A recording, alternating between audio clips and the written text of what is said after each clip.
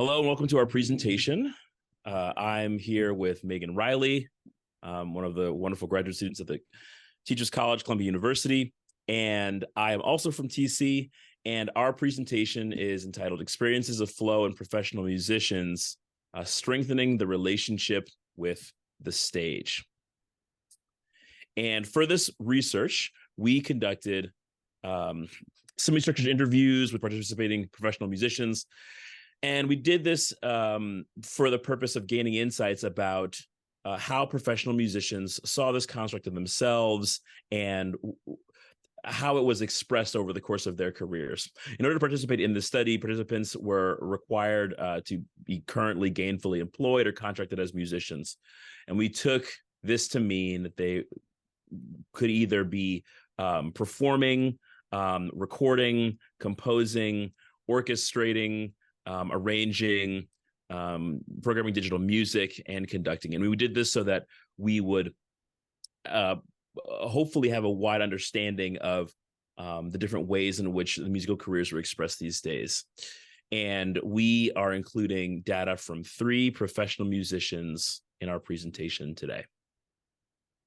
So our work is largely built on Mihaly Csikszentmihalyi's seminal work on the construct of flow.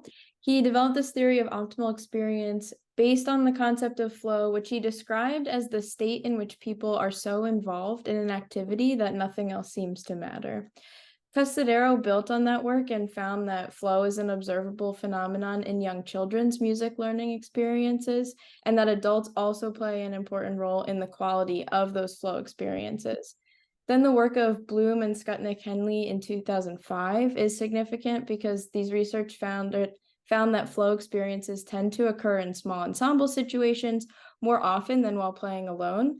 This important work establishes that flow, in many cases, is an activity experienced while working in coordination with others, thus providing that for many, connective motivation may play a role in achieving a flow state as well. Seemingly affirming this, Custodero wrote, "The authenticity of specific challenges is defined partially by other people's acknowledgement of them." Kang recommends the concept of group flow as a helpful practice in teacher education, and through the exploration of Kang's work, we found the work of Baker, whose research shows success in employees reaching a flow state when their skill set matches their job requirements. This informed how we addressed the challenge and job task clarity. And lastly, Buil, Catalan, and Martinez identified 4 antecedents of flow: challenge, skills, feedback, and goal clarity, further aiding is in its identifying impactful interview items. So next, we're going to give depictions of our 3 participants. These are, of course, pseudonyms. The first pseudonym is Maggie Schmidt, the second is Neil Stokes, and the last one is Oscar Teddy. And we're going to let them speak for themselves because one of the first items that we asked them was for them to describe their careers. And I'll let Megan go ahead and do that. So Maggie says, "So the current thing I do now is I'm in a Broadway musical. So, it's a 2.5-hour musical and I'm in the ensemble. So singing a lot of harmonies and doing a lot of choreography and stuff. And before that, for about 5 years, I spent most of my career doing theater, and that's what I studied in college.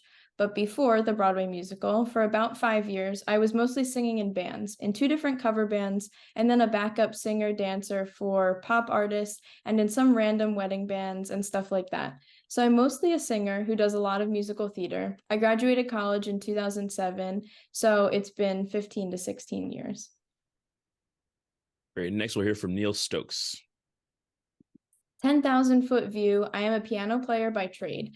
I studied jazz mostly and learned by ear when I was a kid. I did a little bit in junior college, played in some great combos, and I was anxious to get out and kind of play. So I moved up to Seattle where I had an offer to join a band. I joined that band, I joined another band, and long story short, I was kind of off to the races. I was doing a lot of studio sessions, and then I moved to LA, and then I played some bands down there. I moved to Austin and rode out the pandemic, and now I live in New York where I work in some wedding bands. I'm going to hit the road with a songwriter in the fall for a little while. I'm a gun for hire by nature. I have scored some podcasts. I have scored some short films. I'm writing some songs on the side. I've taken my sort of amateur approach to playing the guitar a little more seriously in the last few years, and I've picked up some work that way.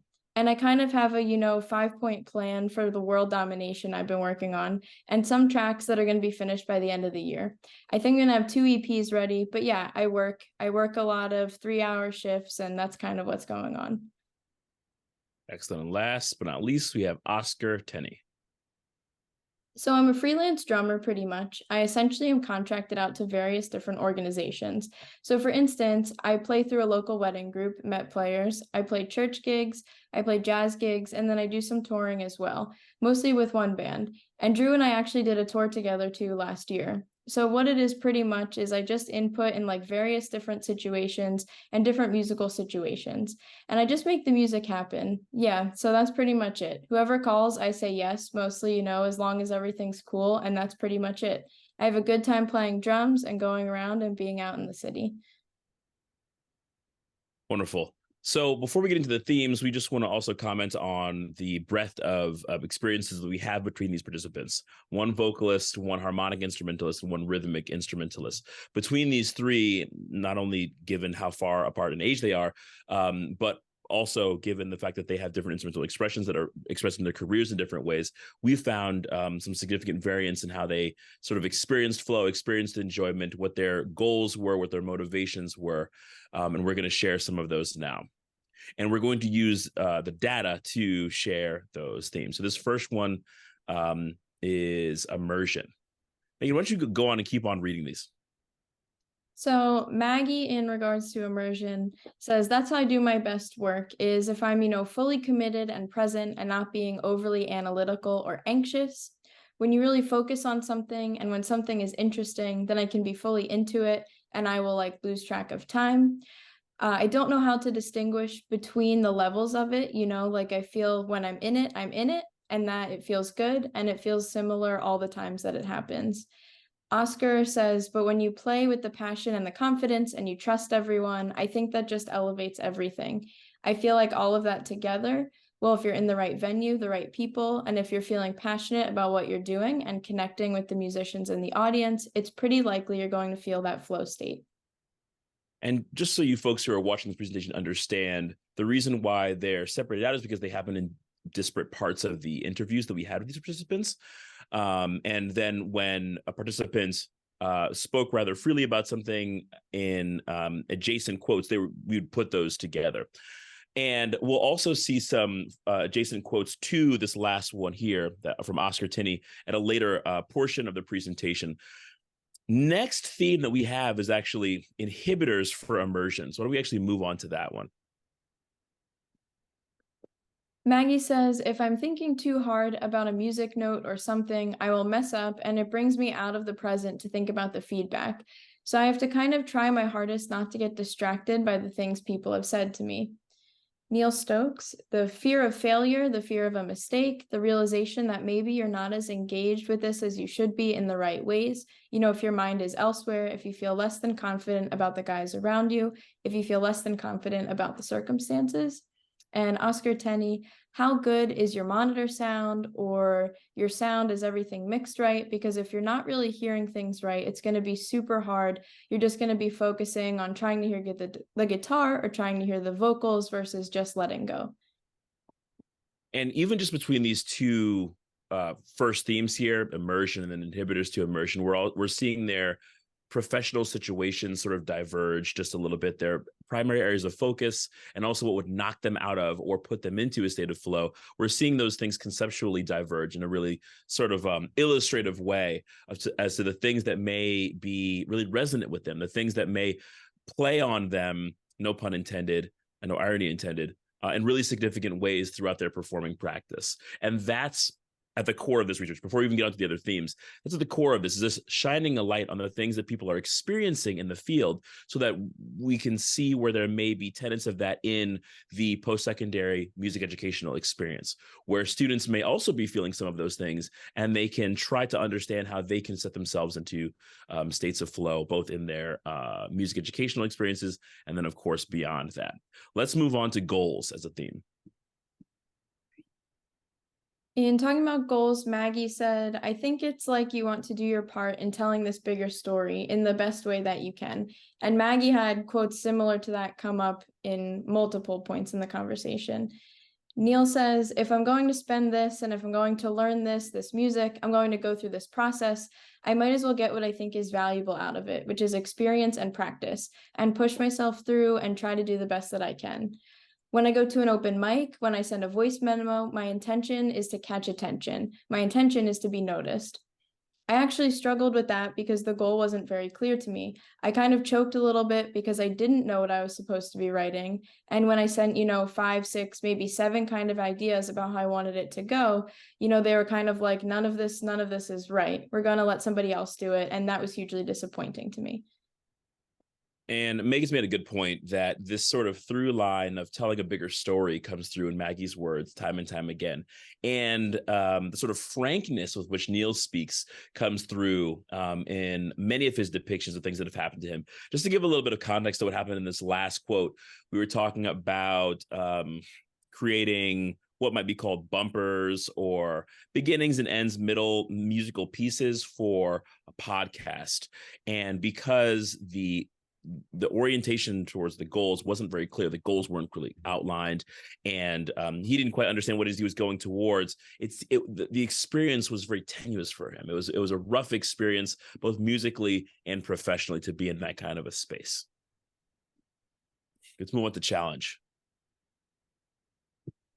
For challenge, Maggie says, it's the first time I've done a long running show 8 times a week. And so just the endurance alone of like having to figure out for yourself what is doable 8 times a week, the thing that makes me challenge myself and challenge my capabilities is just being able to recreate the same thing 8 times a week.